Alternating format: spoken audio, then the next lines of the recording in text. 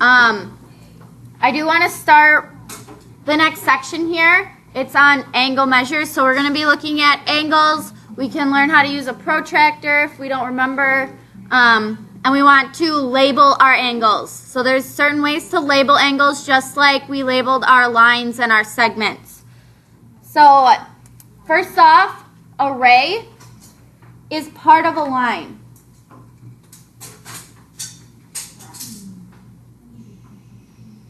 Okay, so a ray is part of a line. The number of endpoints that a ray has is 1. Okay, there's 1 endpoint in a ray. The other end extends infinitely in one direction. Okay, so 1 endpoint, arrow on the other side, so it extends infinitely. Okay, rays are named using the endpoint first, followed by any other point on that ray. Okay, so you always need to start with the end point and then add in that extra point along that ray. So in this first problem here, name the ray 2 different ways. So first way, again, I always want to start with the end point, which is going to be M. Okay? So I want to start with M. Then I need another point on the ray, and O would be another point. Now, just like with our line, we're going to put something over the top of our letters, and it's just going to be a ray. Okay? So it's just an arrow at the one end. Okay? Another way to name this, again, I need to start with point M since it is the end point. And then I could also say P since it lies on that ray, and then label that top part with a ray. In number 2, why isn't ray PM an acceptable answer? Yes. Okay, so it doesn't start with an endpoint.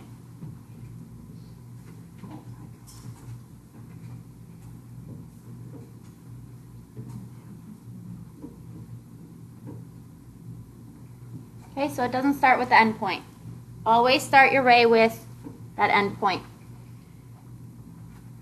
So if you choose a point on a line, this point determines exactly 2 rays called opposite rays.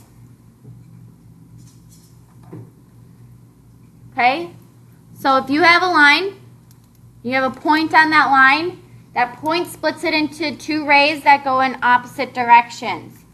Okay, so if I have this line here, I pick a point on that line. That point splits it into a ray that goes this way and a ray that goes this way. Right? So opposite rays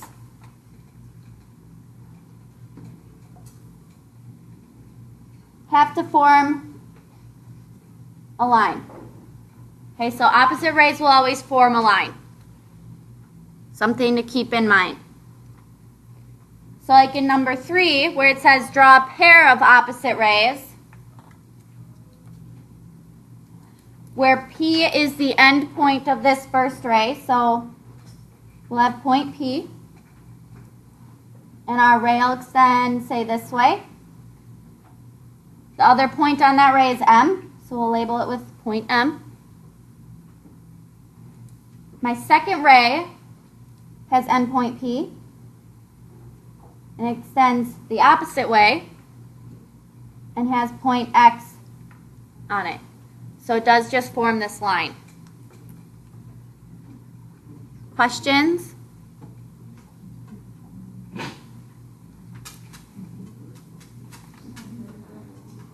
All right, next, looking at angles. Okay, so an angle is formed by 2 non-collinear rays. Okay, so our angle is formed with 2 rays, and they have a common endpoint. Okay, so Why do they need to be non-collinear? Anybody know? Why do your rays have to be non-collinear? Because what? Well, they want to intersect at the end point. But if I look at this picture, this creates an angle, right? You have two rays. What does collinear mean or non-collinear mean? Okay, so collinear means same line. Non-collinear means separate lines. Okay? So if they were collinear, it would form a line. Okay, so if these were collinear, they'd form a line instead of an angle. So that's why they have to be non-collinear. So the sides of your angles are rays. Okay? Your angle has two sides, they're both rays. The vertex is the common endpoint. Okay, so your vertex, it's called the vertex, is your common endpoint. So looking at the picture off to the right there, it's pointing to this side here of this angle. That would be ray XY. Okay, now label it as ray XY, so that's your first side, with X as that common endpoint. Your second side would be another ray. That would be ray XZ, with, again, X, your common endpoint. And your vertex is that endpoint they share. So that would be X. Okay, so next what I want to do is go into labeling your angle. Okay, so there are 4 different ways that I can label this one angle. Not classify, we're going to label. So, first way, you can use your vertex if there's not another angle attached to it. Okay, so your endpoint vertex there, you can use that. And we use this angle symbol so that we know it's an angle. Okay, so it's kind of a slanted L shape. That means angle. And I want to use the vertex point X. So I could say this is angle X. Another way, I can look at the number within the angle. Okay? And again, I want to use my angle symbol. And I could say this is angle 3. And label it that way.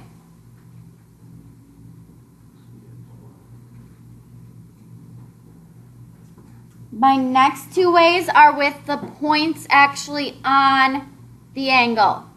And it has to go in order. Okay? So I could do it Z to X to Y. So I'm going to do that one here. Z, X, Y. And yes, you have to use all 3 points. So that when you say, okay, it's angle Z, X, Y, you go from point Z to point X to point Y, and it creates that angle as you flow with it. Okay? The other way is angle, just the opposite, Y to X to Z. When you're labeling it with those points on the angle, your vertex has to be in the center. Okay? I cannot label this angle YZX. Okay? That would create a separate angle with Z as a vertex. Okay? So your vertex point has to be that center letter. Questions on labeling an angle? Don't forget your angle symbol out front. Okay, it's not an L. It's supposed to kind of look like an acute angle. Okay. An angle divides a plane into 3 distinct parts. Okay. First one are points that are on the angle. So looking at your picture, I know it's kind of hard when you're looking up at mine, but you can see it on yours. The points that are on the angle would be one part.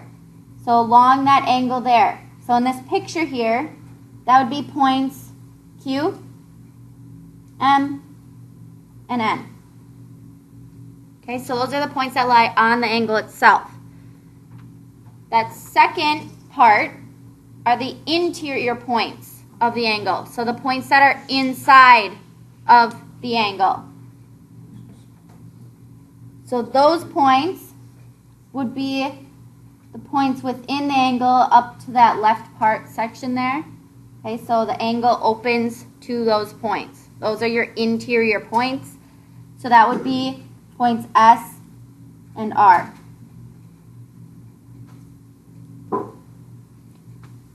The last part is exterior points.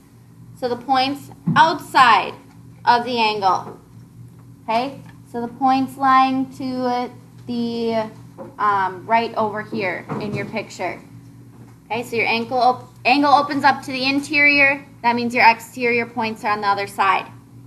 Okay, so those would be points P and O. Okay, so those are your 3 distinct parts of that your angle divides into. Questions on that?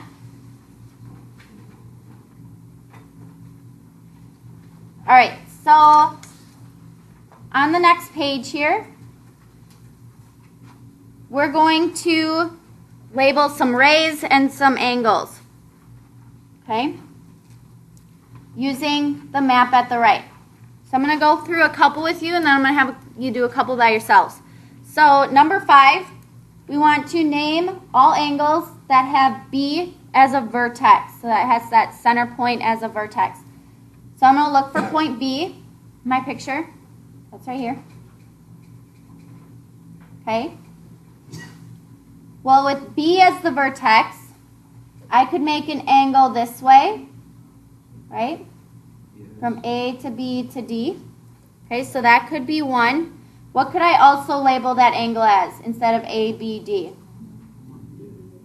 Or DBA or 1. Okay, so I'm just going to label it as angle 1 just to save some room here.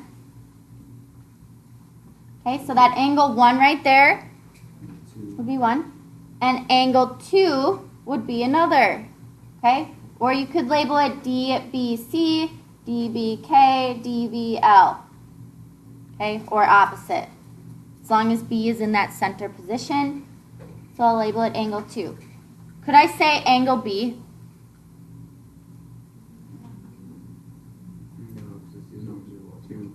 Because there's 2 angles using that 1 vertex. So you cannot label it as angle B. Okay? Only if you have a single angle. A single angle with 2 rays. That's it. Then you can use the vertex to label it. But since there are multiple angles with that same vertex, you can't just use that letter. So looking at number 6 then, name the sides of angle 3. Angle 3 is right here. Okay, it's made up of these 2 sides. C is the vertex of that angle. Okay, now the sides of your angles are always rays. So you want to start with that common endpoint or your vertex for that ray. So C is that common endpoint. And I'll just do this one first. It goes off to the right that way to point E. Okay, so ray CE would be one of the sides. the other side, again starting with that vertex, we'll start with C, and it goes to B, and that would be another ray. Or you could go all the way up to point A and label that ray as CA, either or. Are you with me still? Labeling the sides of that angle. Okay, then number 7. What is another name for angle GHL? So I'm going to look for point G. Then I'm going to look for point H, and then point L. Okay? So from G to H to L. What's another name for that angle? LHG. LHG. That's one. Or? Angle 7. Can I label this one angle H? Yes. Yes. I can label this one angle H because there's no other ray coming off of angle H. Okay? There's no other ray coming off this way. It doesn't share that common vertex. It's only one angle, so I can use that vertex to label.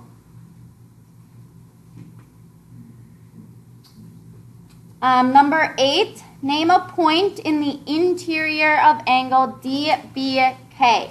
So I want to locate point D. It goes to point B and then point K.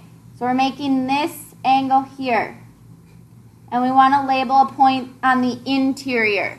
So the one that the angle opens out to. What point would that be? E.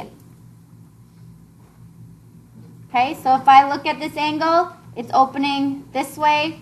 Point E would be inside of that angle. Good. All right, I want you guys to do 9 to 12. Okay, look at that same picture and complete problems 9 through 12.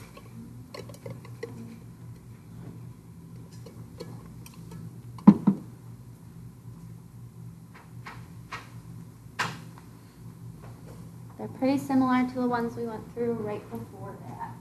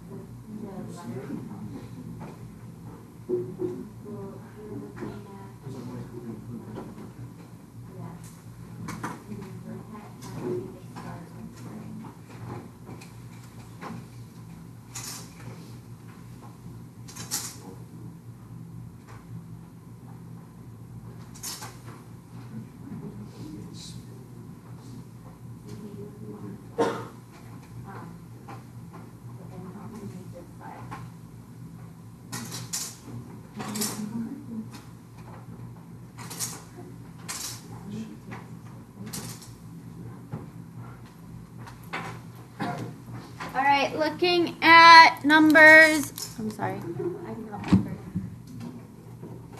You're not done, keep going.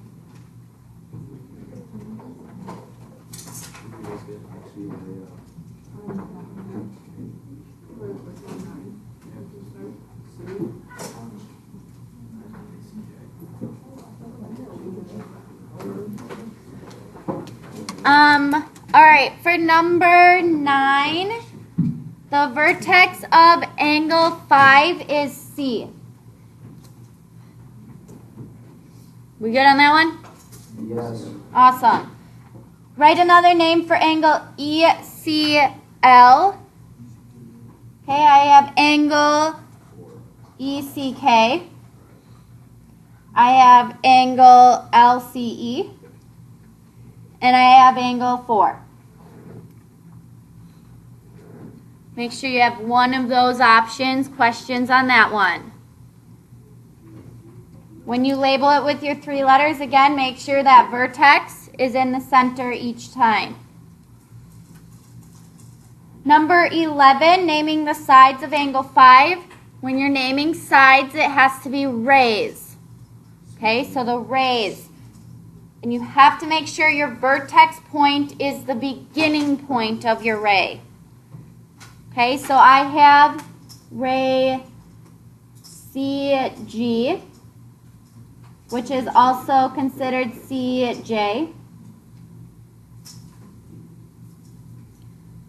The other ray would be CB, or you could have called it CA. Either of those options for that one. Okay, and you'll notice I started with C each time. That is the vertex. You have to start with it.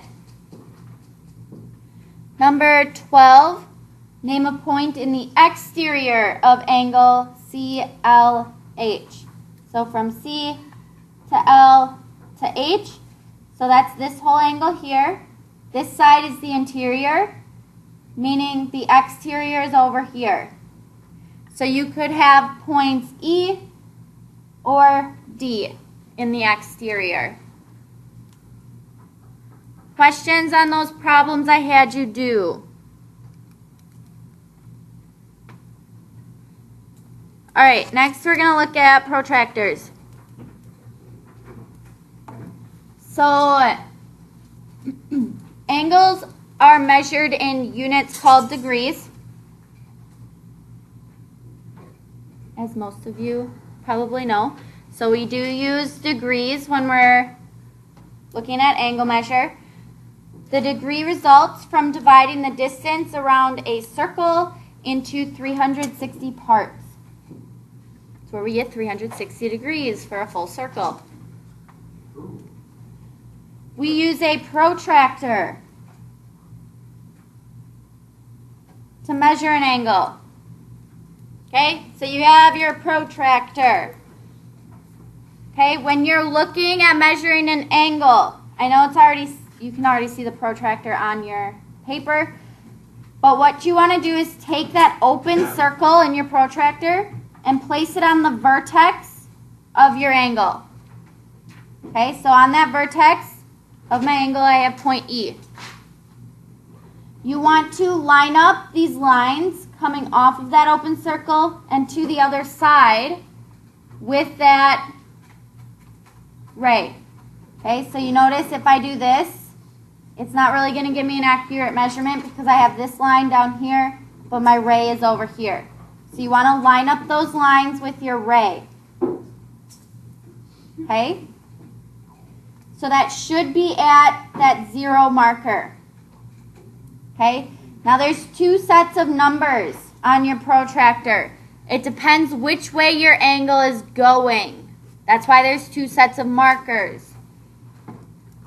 So if I'm looking this way, my 0 marker, and I'm going up, I'm going to use these bottom numbers on mine. Okay?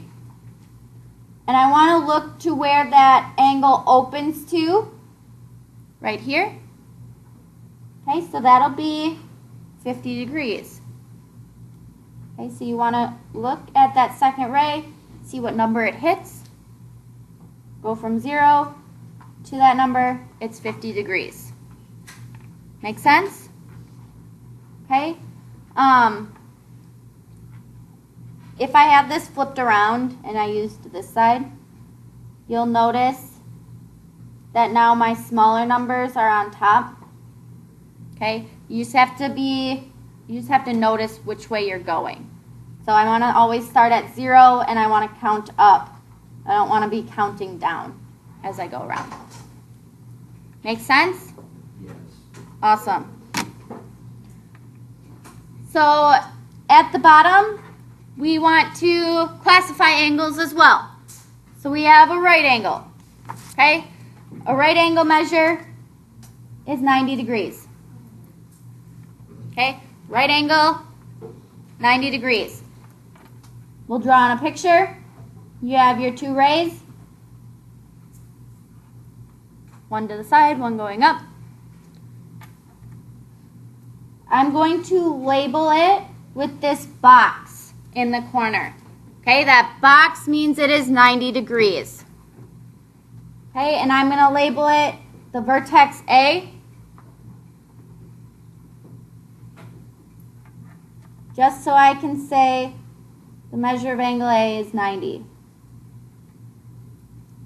Okay, and that's what that M means.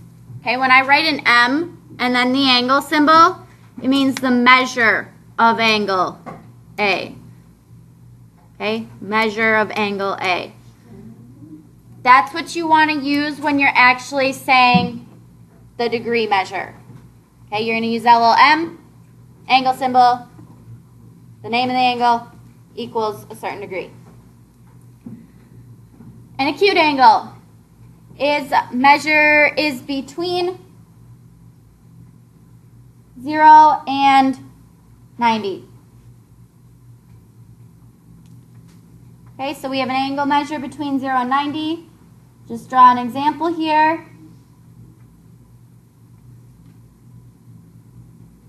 Okay, I'm just going to label it as 30 degrees.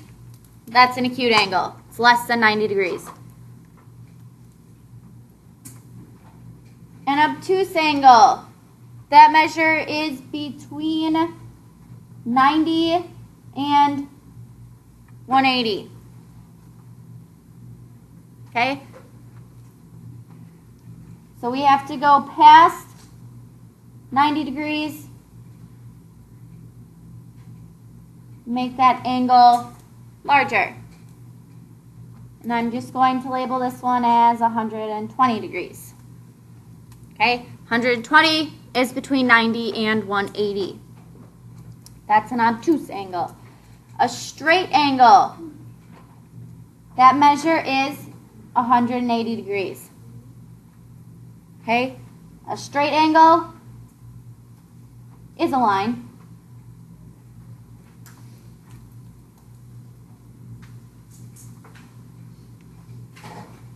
Questions on our classifications? I think you guys have seen those before.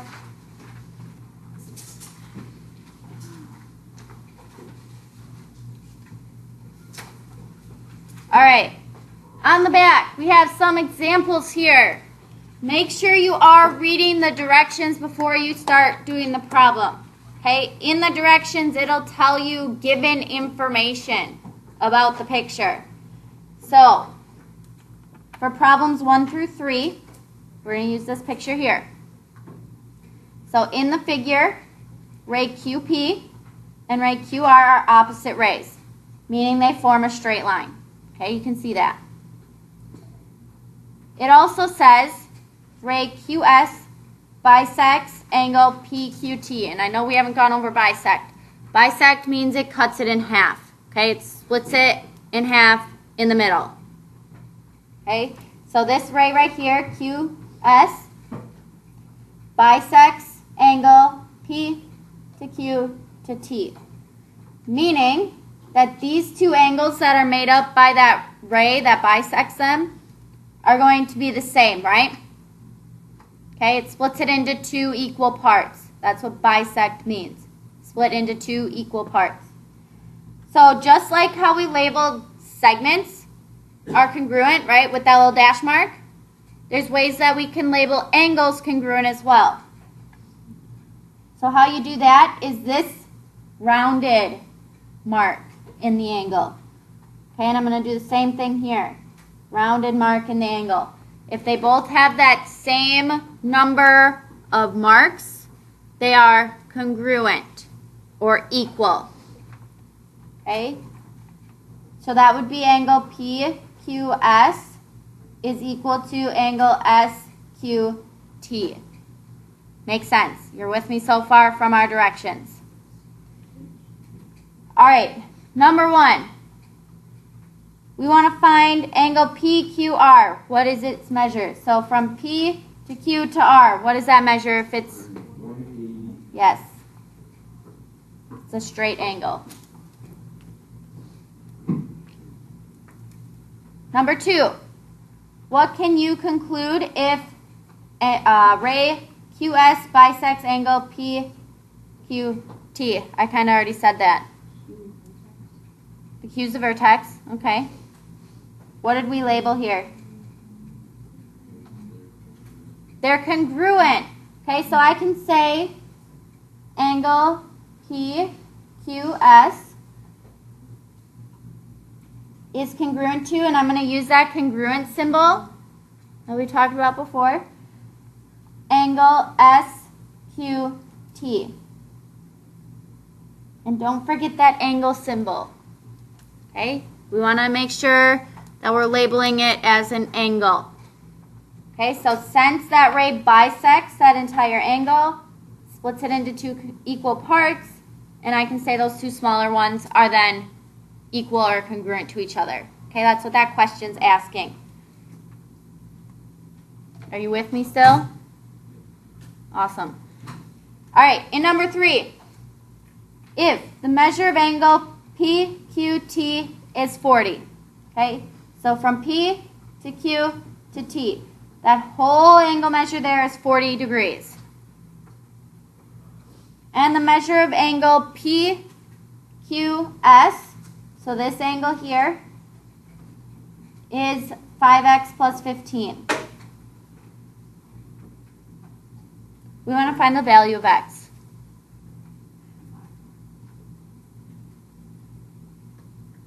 Well, it told me that this entire angle here, PQT, was 40. What does that make angle SQT? 20. Right? I just had to split it in half. Now, how can I set up an equation to find x? What do I know about those 2 angles that I labeled there? They're congruent, so I can set their angle measures equal to each other. So I can take 5x plus 15 and set it equal to 20.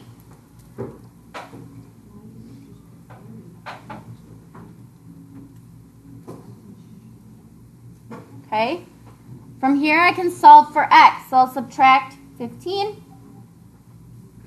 So I have 5x equals 5. Divide by 5. X will be equal to 1.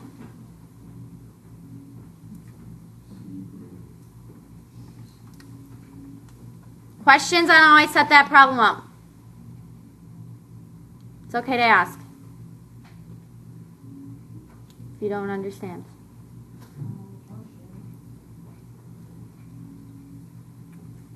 Okay, number 4. If angle PQS is 2x plus 10 and measure of angle SQT is 4x plus 6, we want to find PQT. So we are still using this picture. So looking at our first angle, PQS, it's not 5x plus 15 anymore. It's now 2x plus 10. Okay, so if you want to cross it out, you can and relabel it. That's fine. We also have angle SQT as 4x plus 6, so it's not 20 anymore. Okay, the problem's changing. I'm given both of these angles. What can I do to solve for x? Julia? Set them equal to each other. Those two angles are congruent, so I can set their measures equal to each other. So we have 2x plus 10 is equal to 4x plus 6. And I can solve for x. So I'll subtract 2x. I'll subtract 6. And then divide by 2. Now x is equal to 2. But I need to find the measure of angle PQT. So looking back at my picture, so I can see it here, PQT is this entire angle. So I need to plug 2 in to one of my angles, or both, okay? If I plug it into both, I can add both together, right? Or if I plug it into one, so if I take 2 times 2 plus 10, right? That's angle PQS. I get 4 plus 10, which is 14. Okay, that was angle PQS. That's this one right here. I need this entire angle here.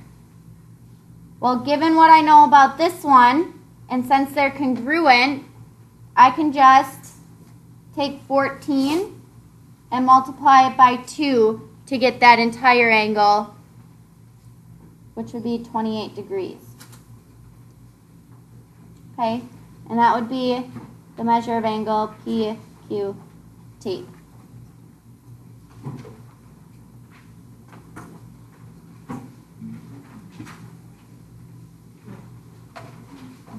Does that make sense? You could have also plugged in 2 for both of these. So you could also take 2 times 2 plus 10 and then add on your other angle of 4 times 2 plus 6. Okay? You could do that too, and you should still get 28.